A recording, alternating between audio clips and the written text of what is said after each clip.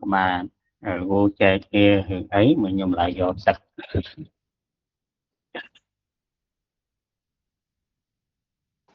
ô xã xu là cũng miền đại cái ca rồi môi có miền hay mua nơi bẹt đá mau nó có trong mau đá đó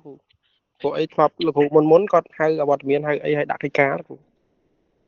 mà ở tập đá này đòi chập đá nhiều một tuần bàn chi nâng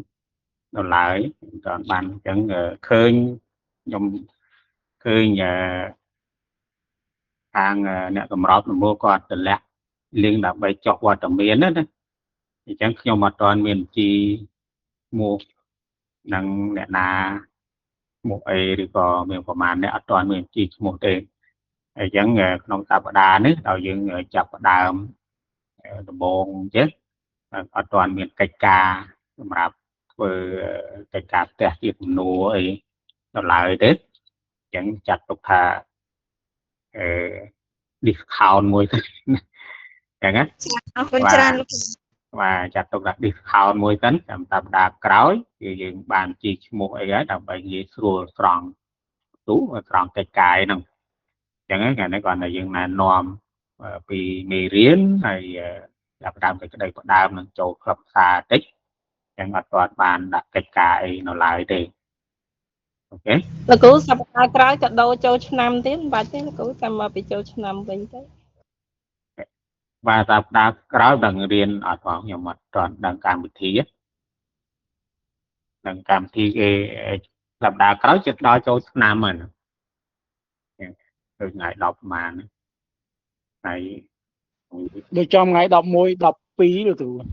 bà đọc phí vẫn đọc bảy châu năm chẳng đang đã cái làm thi cái riêng được có nhưng mà toàn đang đá trở hàng hàng nọ đạp đá nó giống đang đạp riêng nó gạo riêng ngày ná riêng ngày nắng chẳng á mà lâu ta chụp ác cái năng tiết ngày càng mục những cái tờ lâu này vô vô ăn này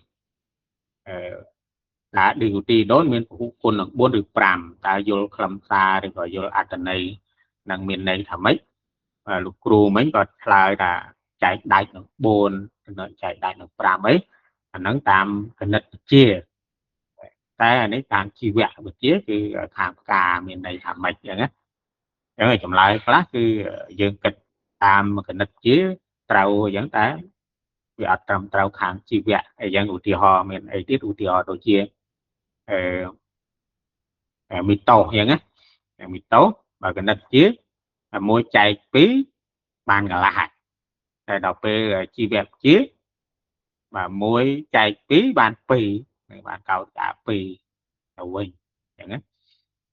ឡូវមកដល់នេះយើងឃើញការឌីវទីដូនមានពហុគុណនឹង4ឬ5ហើយលោកគ្រូឆ្លើយតាមគណិតជាមានថាវាចែកដាច់នឹង4គឺ5អានឹងគណិតជាតែចំពោះលក្ខណៈផ្កាលោកគ្រូយល់ថាម៉េច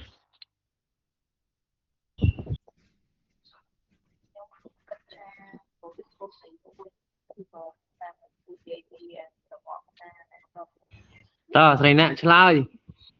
ណាក់ឬទៅណាក់ឬបើចំពោះគុណ3និង4ហ្នឹងមានន័យថាបើមករង្វង់វាមាន4ស្រទាប់រង្វង់បន្តក៏មាន4ស្រទាប់ស្មើគ្នាបាទអ្នកគ្រូយល់បើតែដល់ពេលនិយាយឲ្យគេយល់គេអត់យល់តែយល់ដែរតែអត់បានច្បាស់អញ្ចឹងណាលោកគ្រូខ្ញុំសូមចូលរួមបន្ថែមលោកគ្រូបាទចាលោកគ្រូកន្លែង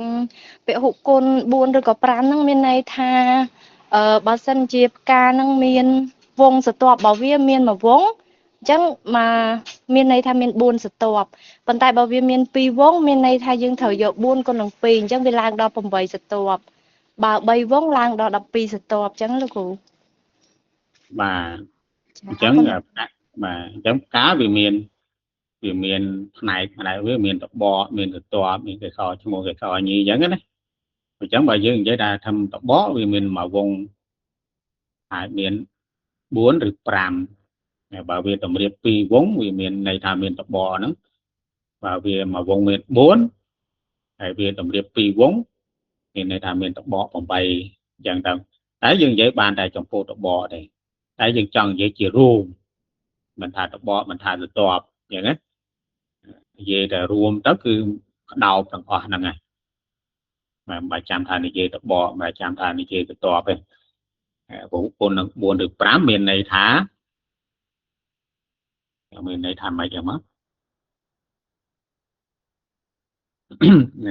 បាទលោកគ្រូអ្នកគ្រូនិយាយមកខ្ញុំយល់ថាអ្នកគ្រូយល់បើតែពិបាកនឹងការនិយាយឲ្យ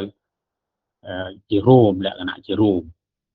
និយាយមកទីស្ដាប់ទៅគឺអញ្ចឹងអាហ្នឹងតែតបអីយើងចង់ទៅតបអីមិនទៀតបើជួនកាលតបវាមានមួយជុំមាន4ប៉ុន្តែតបវាអាចមាន4ឬក៏មាន5អញ្ចឹងណាហ្នឹងបើនិយាយតបអញ្ចឹងយើងកុំនិយាយមួយយើងនិយាយជារួមនិយមន័យជារួមមានន័យថាម៉េចមកអ្នកគ្រូណាលោកគ្រូណាមានយោបល់អីឲ្យច្បាស់ជម្រាបសួរលោកគ្រូ បាទ ចាថ្ងៃមុនបានអ្នកគ្រូយូលៀងគាត់និយាយថារុក្ខជាតិម៉ូណូហ្នឹងមានពហុគុណ3អញ្ចឹងមានន័យថាស្ទាប់3ហើយនឹងតប3អញ្ចឹងចំពោះរុក្ខជាតិ D 4ពហុគុណ4មានន័យថាតប4ស្ទាប់4លោកគ្រូយ៉ាងអញ្ចឹងការខ្លះវាមានមួយជុំតបហ្នឹងមាន4ប៉ុន្តែវាតបមិនមានតែ4ណាតបវាអាចមាន4អាចមាន5ណាមែនដែរការហ្នឹងវាមានតបវា4ទៅតប4ដែរមិនមែនទេវាអាចទៅផ្នែកវាដាច់ផ្សេងគ្នាមួយតបមួយទៅតបបាទណាអញ្ចឹងឧទាហរណ៍ដូចជាផ្កាចន្ទធូផ្កាចន្ទធូហ្នឹងវាអត់មានតបទេវាមានតែទៅតបទេសទាំងអស់ពណ៌សទាំងអស់តែគ្រាន់តែវាតម្រៀបពីជុំខាងក្រៅជុំវងវាតម្រៀបពីវងពីជុំបាទខាងក្រៅ3ទៅតបចឹងទៅខាងក្នុង3ទៅតបទៀតទាំងអស់6ទៅតបហើយវាអត់មានតបទេចឹងណាអាហ្នឹងគេហៅថាការមិនពេញលេញណា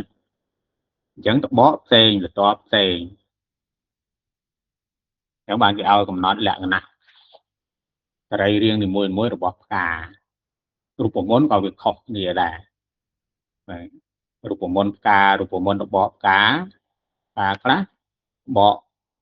4បាទនេះគេទៅសេ S4 អញ្ចឹងទៅហើយផ្កាខ្លះទៅតប5គេទៅសេ P5 ដាច់ឬជាប់អញ្ចឹងទៅណាអញ្ចឹងខ្ញុំឲ្យនិយមន័យជារួមហើយគ្រូអ្នកគ្រូកត់ម្ដងទៀតទៅចាំហើយយល់យកទៅសង្កេតទៅពិចារណាណាអញ្ចឹងការឌីកូទីដូនពហុគុណនឹង4ឬ5មានន័យថា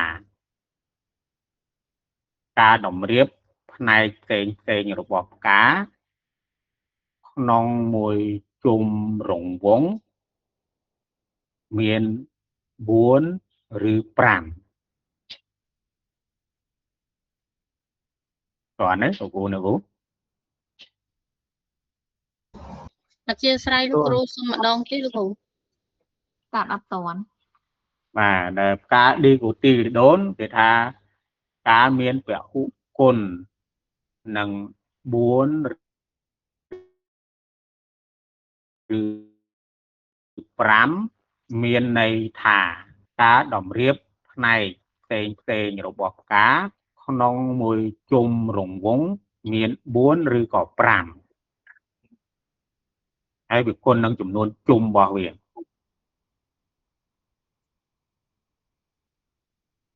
ើណាលោកគ្រូផ្នែកផ្សេងហ្នឹងមានអីគេច្បាស់ទេបាទផ្នែកផ្សេងរបស់ផ្កាមានអីខ្លះមានតបបាទមានតបផ្កាមានត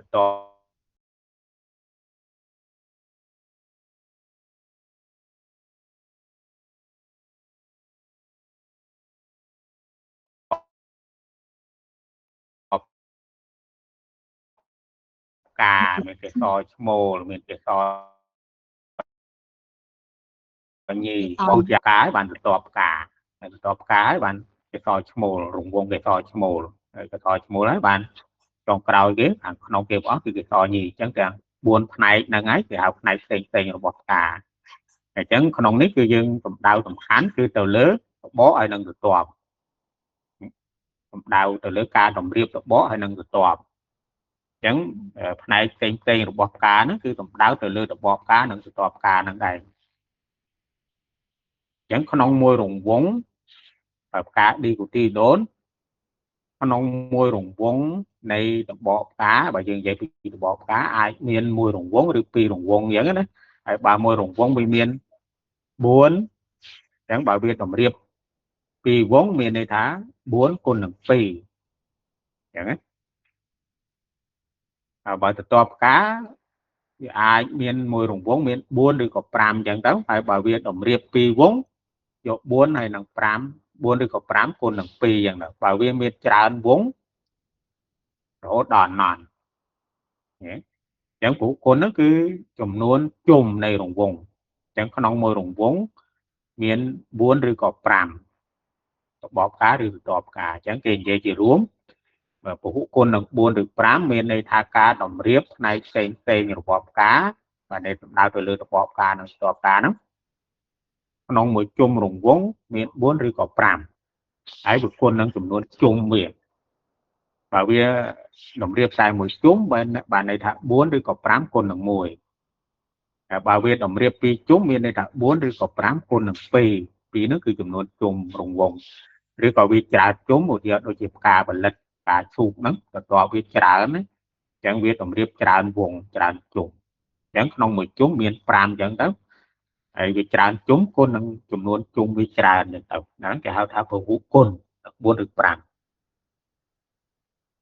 ឯផ្កាម៉ូណូវទីដូនក្នុងមួយជុំវាច្រើនផុតត្រឹមតែ 3 ទេmà ai miền muối ai miền phí ai miền bay nó ở hai là một đợt 4 คือ chỗ đi rồi em cá đi của tí cá mono của tí đốn gạo của cụ côn chẳng tràn bay đó nữa của côn chẳng tràn bay nóคือmiền này tha ta đồng riệp này tên được vào cá mono của tí đốn trong một chúng từ miền bay hay bảo việt đồng riệp thì chúng bay côn được pi bảo việt đồng riệp tràn chúng bảy con nâng tràn trùng nâng tấu thì họ đôi chia cả chăn thú vì chịp cả mono của tí đốn nhưng khơi được to với miền bỏ mùi của to nóคือto với ấy con mùi chúng bị miền bảy chẳng viên đồng riệp pi chúng chẳng bảy con nâng pi chẳng được to bỏ mùi chọn miền độc bỏ để chẳng nào hàng cao kia nó việc đào tua chia độc bỏ đà cả này nó thì học cả mình bình lên nó phải chăn thú nữa toàn đấy vụ này cũng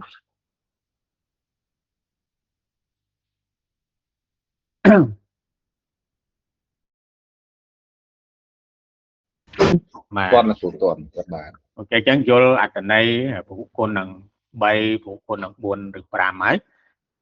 thì phụ con cứ con nâng chùm luôn chung này rồng vông này thì mùi rồi bỏ cá này đấy bỏ cá to cá nó việc đồng riệp là một chung là pi chung là tràn chung dần tàu ấy con nâng chùm luôn bỏ được to đại việt đồng riệp một chung ai miền 4 ai miền 5 là miền tại một chúng là tràn chung ok lợi dân mới là tầm rong non rồi bỏ đàm dạng mono của tì đốn dạng đi của tì đốn cứ đà mono của tì đốn cả đồng riệp bạch tại nóm cứ tầm đào từ lời cả đồng riệp bạch tại nóm hàng nóng cứ đà mono của tì đốn biết đồng riệp đi phái cứ miền đạp nọp để cái việc đồng khi nào kèm kháng các bài từ bỏ chẳng ấy bạn đà mono của tì đốn về rừng nào kèm hàng chỗ tập non tấu can đặc sọt bảy từ sai nó mấy vì miền Bà Răng phim sport đó cho đội đam nào đam được xây vậy nó cái vì răng nào hàng cào dừng cặp tấu lột răng nào hàng cào tại chỗ tập đo bằng nó can đặc phơi tàu ở tại thì lại míaคือđông cái nào hàng cào ai pro ám nào hàng non chẳng vì lút loa chỗ tập chặt mà lút loa chỗ chặt bên chẳng bạn ta mono của tì đốn កាន់តែចាស់ទៅកាន់តែតូចទៅដោយដើមដូងដើមថ្នោតកាន់តែយូរឆ្នាំទៅដើមវាកាន់តែតូចទៅដោយសារតែវាលូតលាស់ចូលមកខាងក្នុងហើយដើមឫស្សីយ៉ាងដែរតែវានៅខ្ចីគឺប្រហោងខាងក្នុងវាហ្នឹងប្រហោងវាធំដល់ពេលកាន់តែចាស់ទៅគឺប្រហោងពងឫស្សីហ្នឹងកាន់តែតូចទៅបើនៅគល់ឫស្សីវិញគឺវាចិត្តប្រហោងហ្នឹងវាចាស់រឹងអញ្ចឹងវាចាស់នៅខាងក្រៅចៃនៅខាងក្នុងអញ្ចឹងតែដើមឌីគូទីលីដូនវិញដើមឌីគូទីលីដូនគឺបាច់ខ្សែនាំវាយើងមើលតែឆ្នាំទី1វាណាគឺបាច់ខ្សែនាំវាតម្រៀបជារង្វង់បាទជុំវិញទីឡាំងកដាលបាទទីឡាំងកដាលនេះគឺជាប៉ារ៉ង់ស៊ីមសាច់ឈើគេហៅប៉ារ៉ង់ស៊ីមសាច់ឈើគេហៅថ្នូលវាអញ្ចឹងបាច់ខ្សែនាំវាដុំវាតម្រៀបជុំវិញទីឡាំងកដាលហ្នឹងហើយទីឡែមវានៅខាងក្នុងប្លូអែមនៅខាងក្រៅអញ្ចឹងពេលដែលបើដើមរុក្ខជាតិឈើកាន់តែចាស់ទៅយូរឆ្នាំទៅគឺដើមវាកាន់តែធំទៅព្រោះវាលូតលាស់ចេញមកខាងដោយពីដើមម៉ូណូហើយចាស់ជាងគេគឺទីឡែមដែលចាស់ជាងគេគឺនៅខាងក្នុងហើយចៃជាងគេនៅខាងក្រៅអញ្ចឹងហើយបើយើងកាប់ដើមឈើណាដែលជាដើមឌីគូទីលីដូហ្នឹងបើយើងកាប់ពីខាងក្រៅទៅផុយទន់ហើយចូលទៅខាងក្នុងបើកាន់តែរឹងទៅអញ្ចឹងណាហ្នឹងគឺយើងហៅការវិវត្តនៃសាច់ឈើហើយលក្ខណៈនេះក៏បញ្ជាក់អំពីការវិវត្តយើងហៅផ្នែកចិត្តសាស្ត្រវិញការវិវត្តរបស់ដើមរុក្ខជាតិឈើឌីគូទីដូនទៅដើមរុក្ខជាតិឈើម៉ូណូគូទីដូនហ្នឹងគឺវិវត្តពីក្លឹមនៅខាងក្នុងទៅក្លឹមនៅខាងក្រៅអញ្ចឹងដើម្បីបំភាន់ទៅត្រូវកាលពីមុន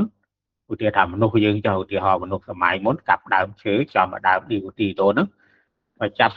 កាប់ទៅពីខាងក្រៅផុយចូលខាងក្នុងកាន់តែរឹងទៅតែដល់ពេលប៉ះដើមម៉ូណូគូទីដូនវិញប្រាប់ថាកាប់ខាងក្រៅរឹងមើងហើយដល់អញ្ចឹងគិតថាដើមនេះនៅខាងក្រៅរឹងប៉ុណ្ណឹងដល់ខាងក្នុងរឹងយ៉ាងម៉េចទៀតទេអញ្ចឹងណាជប់កាប់អាហ្នឹងក៏ជាវិធីសាស្ត្រមួយនៃការវិវត្តរបស់ដើមរុក្ខជាតិឈើនឹងដែរហើយដើមរុក្ខជាតិឈើកើតមុនគេគឺពួកស៊ីមណូស្ពាំអត់មានដើមរុក្ខជាតិស្មៅសុទ្ធតែជារុក្ខជាតិឈើហើយបានមកដល់អង្គរូតស្ពាំគឺឌីគូទីដូនហ្នឹងនៅមានភាគច្រើនដើមរុក្ខជាតិឈើហើយចាប់ដើមមានដើមរុក្ខជាតិស្មៅខ្លះតែដល់ពេលម៉ូណូគូទីដូនគឺសម្បូរទៅដោយដើមរុក្ខជាតិស្មៅវិញបានន័យថារុក្ខជាតិស្មៅកើតក្រោយគេលោកគ្រូសុំកាត់លោកគ្រូបាទពាក្យចាស់បារាថាពាក្យក្លឹមហ្នឹងក្នុងជីវៈទៅប្រាប់ពាក្យក្លឹមលោកគ្រូហើយលោកគ្រូមិនពួកម៉ូណូក្លឹមខាងក្រៅថាស៊ីណូស្ពាមហ្នឹងទៅពេលឌីកូទីនៅក្នុងហ្នឹងប៉ុន្តែឮពាក្យចាស់បារាថាក្លឹមឈើអញ្ចឹងបើយើងប្រើជីវៈគួរប្រាប់ពាក្យក្លឹមលោកគ្រូចឹងហើយបាទជីវៈយើងក៏ហៅក្លឹមដែរក្លឹមឈើដែរបើតែពាក្យបច្ចេកទេសវាគេហៅសាច់ឈើសាច់ឈើហ្នឹងយើងហៅសាច់ឈើវងសាច់ឈើណាបាទក្លឹមហ្នឹងគឺសាច់ឈើហ្នឹងវាកើតចេញពីហៅជាតិឈើរឹងហៅជាតិលីញ៉ីនបាទសារធាតុគីមីបាទសារធាតុលីញ៉ីនគេហៅជាតិឈើរឹងលីញ៉ីនហ្នឹងគឺរុក្ខជាតិវាផលិតឡើងដើម្បីពង្រឹងសាច់ឈើវាឬក៏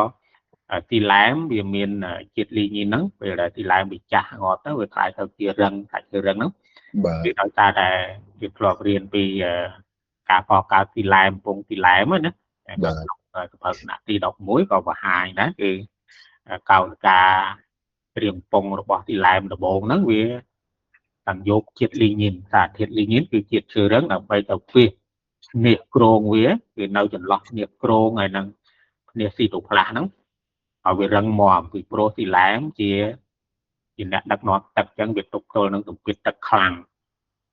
បាទអញ្ចឹងពេលដែលទីឡែមហ្នឹងវាចាស់ទៅគឺអាជាតិលីញ៉ីនជាតិឈើរឹងហ្នឹងវាคล้ายទៅជាក្លឹមបាទអញ្ចឹងគេហៅថាទទាប់សាច់ឈើដល់ពេល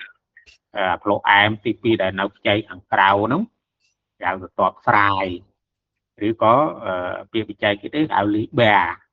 អញ្ចឹងវាមានសាច់ឈើលីប៊ែសាច់ឈើគឺទីឡែមដែលវាចាស់ hay lý bé cứ flow am đọc về là bị trả dưỡng nhưng hào thà tại chớ tọt tại chớ hay nó xài mà xài nó cứ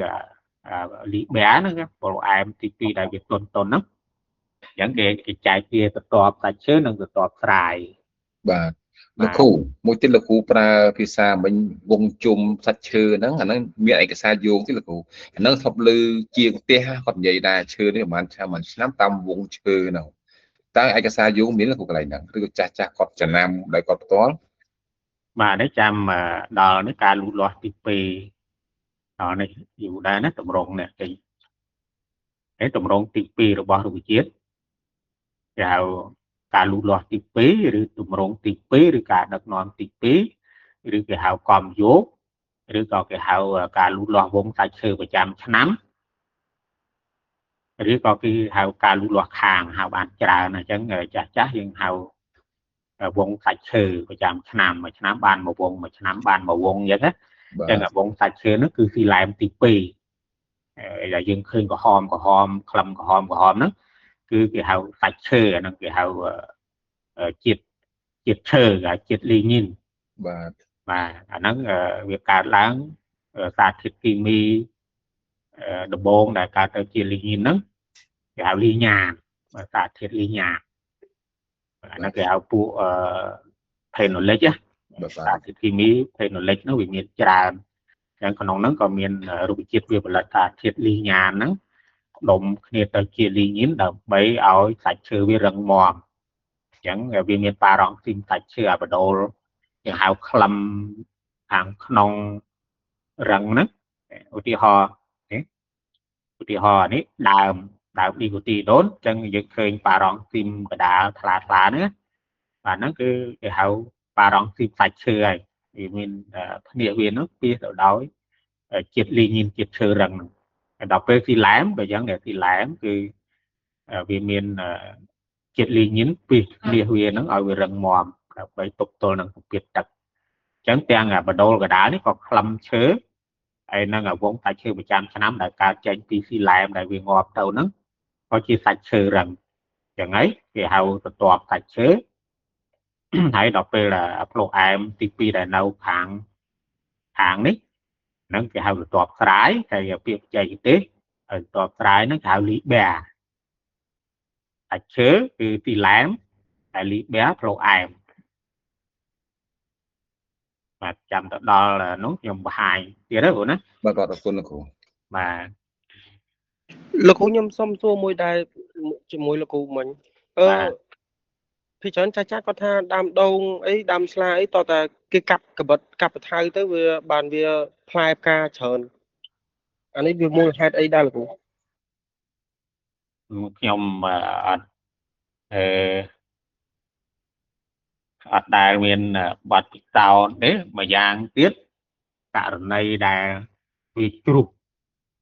mà vì chụp cá đấy hay còn cắt và thoi này cá đặc nòm cắt và thoi cặp đào nó cắt thoi vì tổng biệt đặc ấy còn đấng đấy chỉ thoi mà đá cứ cá chụp nắng cứ dương nâu đồng bòn đấy anh ai được cặp đó việc on này việc on cả đặc nòm mà 200 biết hay có thể đặt cái tháng cặp đó đập bây giờ cắt một thoi chỉ tật ấy nâng bia cho nát tật nâng rồi hốt đó cả việc khang ấy thôi ở việc chụp cả chỗ ấy chỉ cả những cái thay chỉ cả vô khó bỏ tệ tam bất nấu đồng bon dương đồng bon đồng nêu còn đá dương đấy cứ lẹ khăn trong phố đám đốn cứ việc ăn cònประกอบ tệ việc đo lút lo bàn mến bởi đây là khăn cầm rạp ca và to phu phía bàn chìa ca khai lọ nó vì ọt trâu tí chỉ tế khi lẹ khăn thì còn nạp hiệp cả thiết á rồi lẹ khăn đốn để bàn ca bàn khai lọ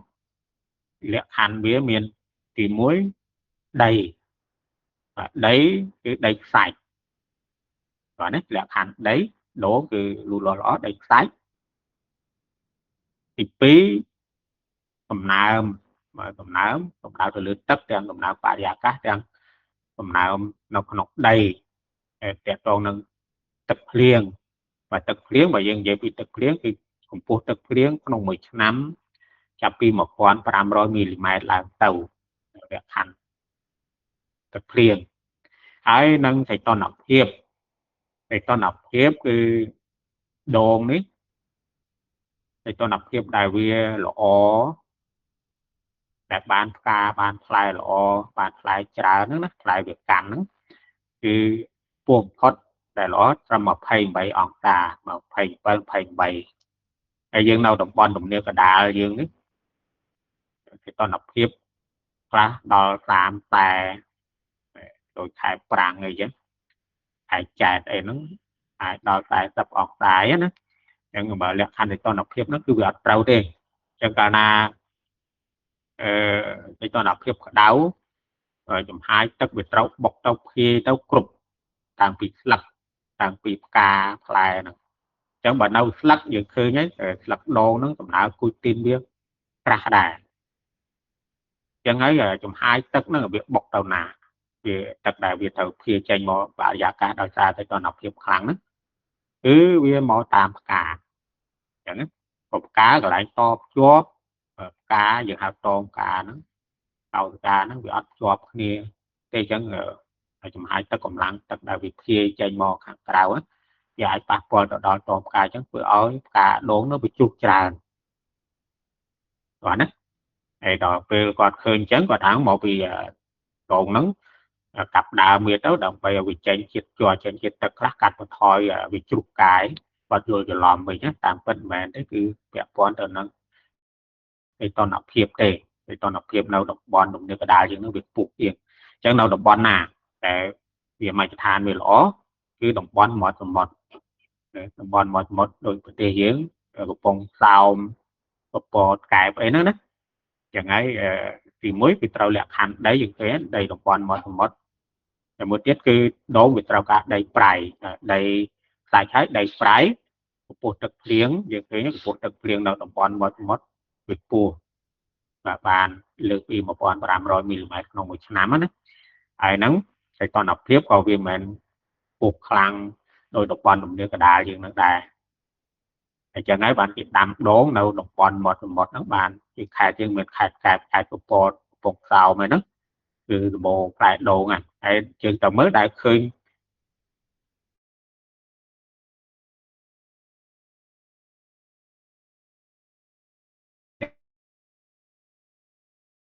កណាគេទៅកាប់ដើមដងនឹងដូចនៅតំបន់នៅកណ្ដាលហ្នឹងគេមានតែថែរក្សាដើមវាបានខ្ពស់ផងជន់ទៅចឹងកាប់វាខ្លះវាហូរទឹកហូរជួយមកឲ្យវាបុកទៅផ្កាខ្លាំងគូអត់បានខ្លាយទៅហ្នឹងគាត់យកខុសណាតាមពិតគឺកត្តាសីតុណ្ហភាពទេតែក្តៅខ្លាំងគឺសម្ពាធបរិយាកាសកាន់តែខ្សោយហើយសម្ពាធទឹកនៅក្នុងរុក្ខជាតិខ្ពស់ខ្លាំងអញ្ចឹងចលនារបស់ទឹកពីតំបន់សម្ពាធខ្ពស់ទៅសម្ពាធទាបអញ្ចឹងសម្ពាធបរិយាកាសខ្ពស់ធ្វើឲ្យចលនារបស់ទឹកដែលភាយហ្នឹងក៏អស់ច្រើនដែរអញ្ចឹងសម្ពាធហ្នឹងវាខ្លាំងវាបុកទៅខ្លាំងវាដាច់ការតភ្ជាប់គ្នារវាងតងផ្កាជាមួយនឹងមែកជាមួយនឹងដើមណានឹងវាដាច់កន្លែងហ្នឹងអូខេបាទឥឡូវយើងចូលលក្ខណៈដូចគ្នាបន្តិចមួយស្លាយទៀតណាចិត្តដល់ម៉ោង12ដែរអញ្ចឹងលោកគ្រូហើយជាហៅបាយឯដែរមកទៅលោកគ្រូនៅសល់10នាទីទៀតនៅវត្តមានទៀតអត់អញ្ចឹងណាបាទឥឡូវខ្ញុំស្រោតកន្លែងនេះតិចហ្នឹងហើយបាទមកស្លាយនេះទៀតបាទឥឡូវយើងមិញយើងនិយាយលក្ខណៈខុសគ្នារវាងរុក្ខជាតិ Monocotyledon និង Dicotyledon ណាប៉ុន្តែក៏យើងឃើញមានលក្ខណៈផ្នែកខ្លះបាទន័យថាផ្នែកវាផ្សំជាមកវាដូចគ្នាបាទយើងឃើញអានេះខាងនេះគឺដើម Dicotyledon ដើម Monocotyledon ហើយនិងដើម Dicotyledon អញ្ចឹងយើងមើលខាងក្រោមដីនេះគឺវាមានឫសអញ្ចឹងរុក្ខជាតិ Monocotyledon ក៏មានឫស Dicotyledon ក៏មានឫសតែគ្រាន់តែ Monocotyledon វាមានឫសឆ្ងាយអញ្ចឹងទៅហើយ Dicotyledon វាមានឫសកែវផងឫសរជាងផងឫសឆ្ងាយផងអញ្ចឹងទៅតែ Dicotyledon មានឫស Mono ក៏មានឫសដែរ ដងដើមវិញ stem ដងដើមអញ្ចឹង monocotyledon មានដងដើម dicotyledon ក៏មានដងដើមលោកគ្រូអ្នកគ្រូស្គាល់ដងដើមហ្នឹងណាមិនទៅដងដើមគឺយើងឃើញសញ្ញាព្រួយវាចង្អុលនេះគឺដងដើមជាផ្នែកខាងលើដីដែលគិតពីលើផ្ទៃដីទៅដល់កន្លែងដុះស្លឹកដំបូងឬបែកមែកដំបូងហ្នឹងគឺដងដើមអញ្ចឹង monocotyledon ក៏មានដងដើម dicotyledon ក៏មានដងដើមvàបន្ទាប់មកចន្លោះថ្នាំង internode អញ្ចឹង monocotyledon ក៏មានចន្លោះថ្នាំង D ក៏មានចន្លោះថ្នាំងថ្នាំង monocotyledon ក៏មានថ្នាំង dicotyledon ក៏មានថ្នាំងហើយស្លឹក monocotyledon ក៏មានស្លឹក dicotyledon ក៏មានស្លឹកតែគាត់ស្លឹកវាខុសគ្នាមិនបង្ហាញមិននោះដល់ពេលផ្កាវិញ monocotyledon ក៏មានផ្កា dicotyledon ក៏មានផ្កាcòn làផ្កាវាខុសគ្នា monocotyledon ពហុគុណយ៉ាងច្រើន3ហើយផ្កា dicotyledon ពហុគុណ4ឬ5បាទផ្កាវាខុសគ្នាប៉ុណ្ណឹងទេតែ mono ក៏មានផ្កា D ក៏មានផ្កាអញ្ចឹងណាបាទហ្នឹងគឺយើងនិយាយពីផ្នែកដែលវាមានដូចគ្នាអញ្ចឹងរុក្ខជាតិ mono មានឫស D ក៏មានឫស mono មានដងដើម D ក៏មានដងដើម mono មានចន្លោះថ្នាំង dicotyledon ក៏មានចន្លោះថ្នាំង monocotyledon មានថ្នាំង dicotyledon ក៏មានថ្នាំង monocotyledon មានស្លឹក dicotyledon ក៏មានស្លឹកមានផ្កាអីដូចគ្នាអញ្ចឹងអាហ្នឹងបើយើងនិយាយពីសរីរាង្គដែលវាមានដូចគ្នាបាទតោះនេះបងបាទគាត់ដល់បន្ថែមមកហ្នឹងដល់ពេលទៅខាងបន្ទាប់យើងនឹងញែកលក្ខណៈខុសគ្នាតាំងពីឫសដើមស្លឹកចឹងXin chàoលោកគ្រូសូមសួរកន្លែងឆ្នាំង dicotyledon ទីលោកគ្រូឆ្នាំង dicotyledon ហ្នឹងគឺគិតចាប់ពីកន្លែងបែកមែកចន្លោះពី1ទៅ1ទៀតមែនលោកគ្រូបាទចន្លោះថ្នាំងបាទដើម dicotyledon វានៅខ្ចីគឺយើងចាប់ពីកន្លែងដុះស្លឹកមួយកន្លែងដុះស្លឹកហ្នឹងគឺថ្នាំងហើយថ្នាំងដុះស្លឹកដុះចេញពីថ្នាំងណាហើយទៅដល់កន្លែងដុះស្លឹកមួយទៀតស្លឹកដុះចេញពីថ្នាំងតែបើវាចាស់វាបែកមែកទៅគឺចន្លោះថ្នាំងគិតចន្លោះពីមែកមួយទៅមែកមួយអាហ្នឹងរុក្ខជាតិ dicotyledon តែវាមានស្លឹកវាមានមែកដល់ខ្ចីវាមានស្លឹកអត់ទាន់បែកមែកអញ្ចឹងណាតែដល់ពេលវាបែកមែកគឺចន្លោះថ្នាំងវាមែកដុះចេញពីកន្លែងថ្នាំងកន្លែងថ្នាំងវាមានប្លុកមែកគេហៅ axillary bud គឺប្លុកមែកមែកហ្នឹងវាវិវត្តទៅជាមែកអញ្ចឹងចន្លោះថ្នាំងយើងអាចនិយាយបើរុក្ខជាតិ dicotyledon នៅខ្ចីវាអត់ទាន់បែកមែកគឺគិតពីកន្លែងណាដែលដុះស្លឹកដំបូងទៅកន្លែងដុះស្លឹកមួយទៀតកន្លែងហ្នឹងចន្លោះថ្នាំងហើយតែ monocotyledon វាអត់មានមែកទេអញ្ចឹងគិតពីកន្លែងដុះស្លឹកមួយទៅកន្លែងដុះស្លឹកមួយទៀតកន្លែងដុះស្លឹកគឺថ្នាំងហើយអញ្ចឹងចន្លោះពីថ្នាំងមួយទៅថ្នាំងមួយគឺនឹងចន្លោះថ្នាំងហើយហើយមុខងាររបស់ចន្លោះថ្នាំងហ្នឹងគឺបង្ហាញអំពីការលូតលាស់របស់ដើមឈើហ្នឹងវាបានពោះបានវែងគឺអាស្រ័យទៅនឹងការលូតលាស់នៃចន្លោះថ្នាំងអញ្ចឹងយើងមើលដើមអំពៅកាលណាដើមអំពៅហ្នឹងវាលូតលាស់អត់ល្អហើយចន្លោះថ្នាំងវាខ្លីៗបើវាសម្បូរតែថ្នាំងហើយបើវាលូតលាស់ល្អគឺគម្លាតពីថ្នាំងមួយទៅថ្នាំងមួយគឺចន្លោះថ្នាំងវានឹងវែងអញ្ចឹងក៏ដោយ dicotyledon ដែរគឺកាលណាចន្លោះថ្នាំងវាឃ្លាតគ្នាវែងនោះមានន័យថាលក្ខខណ្ឌនៃការលូតលាស់ដើមវាល្អឬក៏វាអន់លក្ខខណ្ឌមិនស្របប្រកបអីចឹងទៅអូខេបាទអញ្ចឹងយើងនៅ5នាទីទៀតអញ្ចឹងប៉ុណ្ណឹងសិនណាលោកណាលោកគ្រូខ្ញុំអស់ថ្មទូរស័ព្ទខ្ញុំធិនសគុណអស់ថ្មទូរស័ព្ទលោកគ្រូចង់ចេញមុន